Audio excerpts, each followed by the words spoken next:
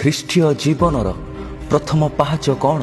କେହି କୁହନ୍ତି ଚର୍ଚ୍ଚ ଯିବା, ଭଲ କାମ କରିବା, କିନ୍ତୁ ବାଇବଲ କୁହେ ପ୍ରଥମ ପାହାଚ ହେଉଛି ମନ ପରିବର୍ତ୍ତନ ଓ ବିଶ୍ୱାସ। ମାର୍କ 1:15 ଯୀଶୁ କୁହନ୍ତି, ସ୍ୱର୍ଗ ରାଜ୍ୟ ସନ୍ନିକଟ, ମନ ପରିବର୍ତ୍ତନ କରି ସୁସମାଚାରରେ ବିଶ୍ୱାସ କର।